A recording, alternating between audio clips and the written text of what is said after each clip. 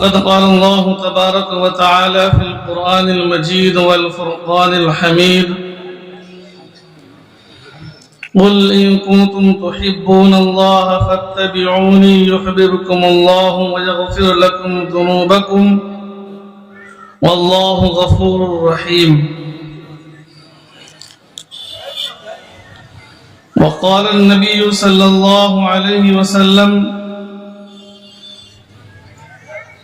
الصوم جنة أو كما قال عليه الصلاة والسلام.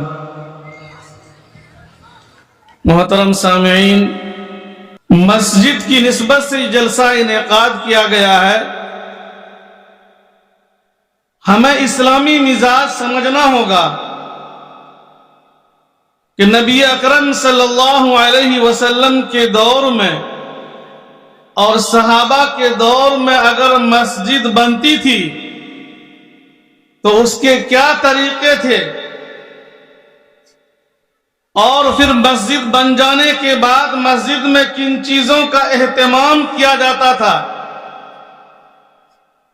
مسجد بن جانے کے بعد کیا مسجد کو ویران کر دیا جاتا یا مسجد کی آبادی کو بڑھائی جاتی، مسجد کو آباد کیا جاتا یا اس کو ویسے ہی ویران چھوڑ دیا جاتا؟ آج ہمارا مزاج ہندوانہ مزاج بنتا جا رہا ہے. ہم غیر محسوس طریقے سے بے شمار جیسے غیر مسلمانہ اور ہندوانہ رسموں کے شکار ہیں. اسی طریقے سے عبادت کے سلسلے میں بھی رسمی طور پر غیر محسوس طریقے پر ہم ہندوانہ تہذیب کے شکار ہوتے جا رہے ہیں. ایمان والے اگر مسجد کو آباد کرتے ہیں تو ایمان والے مسجد کس طریقے سے آباد کرتا ہے؟ قرآن کریم میں اللہ نے فرمایا انما یعمر مساجد اللہ من آمن باللہ والیوم الآخر، کہ مساجد کو آباد وہی لوگ کرتے ہیں جو اللہ پر ایمان رکھتے ہیں اور آخرت پر ایمان رکھتے ہیں. آج ہم مسجد ضرور بنا رہے ہیں اور بڑھ چڑھ کر کے اس میں تعاون بھی کر رہے ہیں اور کرنا بھی چاہیے، اس لیے کہ غیر لوگوں نے قسم کھا رکھی ہے کہ ان کی ایک سے ایک مسجد کو ہمیں توڑ کر کے دکھانا ہے. تو مسلمانوں کے اندر بھی وہ جذبہ ہونا چاہیے، تم اگر ایک توڑو گے تو میں 1000 بنا کے دکھاؤں گا. لیکن ساتھ ہی دوستو، میں نے بتایا کہ غیر محسوس طریقے سے ہندوانہ رسم ہمارے اندر آ رہی ہے. وہ اس طور پر مسجد کی تعمیر میں ہم بڑھ چڑھ کر کے حصہ ضرور لے لیتے ہیں اور 1000 5000 روپے کے ذریعے سے تعاون کر دینا آسان سمجھتے ہیں، لیکن مسجد کو آباد کرنا ہم نہیں جانتے. ایک نوجوان کو کہیے فوراً وہ 5000 روپے مسجد میں دے دیتا ہے، لیکن اسی نوجوان کو آپ سمجھائیے بجھائیے کہ آخر ہمارے دروازے پہ مسجد ہے، گھر کے بغل میں مسجد بنی ہوئی ہے، لیکن مسجد میں ایک وقت اذان نہیں ہوتی ہے. آخر اس مسجد کو آباد کرنے کی ذمہ داری کس کی ہے؟ 5000 روپے دینا آسان ہو گیا، لیکن اس مسجد میں آذان دینا بہت بھاری پڑ رہا ہے.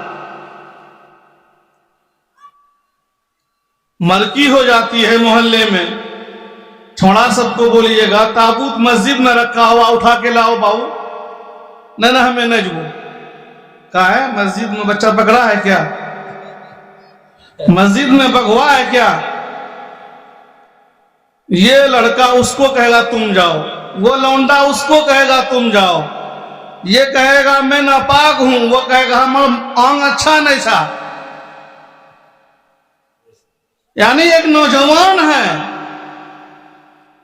اس کو مسجد سے دوستی اور دلچسپی ہونی چاہیے، مسجد سے لگاؤ اور محبت ہونی چاہیے، لیکن نوبت یہ ہے کہ مسجد میں قدم رکھنے کے لیے وہ گھبراتا ہے. آخر کس وجہ سے؟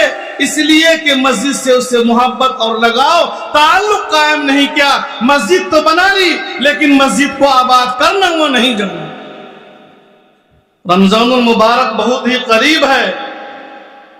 کتنے گنہگار ہیں کتنے شرابی کبابی ہیں جو رمضان المبارک کے مہینے میں سر جھکا دیتے ہیں اور سارے گناہوں سے توبہ کر لیتے ہیں، اور توبہ کرنا بھی چاہیے۔ یہ ایک ایسا مہینہ اللہ تبارک و تعالی عنایت کرتا ہے جس میں عام معافی ہوتی ہے۔ اگر ایک دن آدمی روزہ رکھتا ہے، ایک دن روزہ رکھنے کی برکت کی وجہ سے اللہ تبارک و تعالی اس کے اور اس جہنم کے درمیان 3 خندقیں قائم فرما دیتے ہیں۔ اور ایک خندق کی مسافت بتایا حدیث میں کہ ایک کوا پیدا ہونے کے بعد وہ اڑنا شروع کرے اور 100 سال تک اڑتا رہے، جہاں وہ آخری حد تک پہنچ سکتا ہے، اتنی دوری ایک خندق کی ہوتی ہے۔ اتنی بڑی 3 خندقیں اس روزے دار اور اس جہنم کے درمیان اللہ تبارک و تعالی پیدا فرما دیتے ہیں۔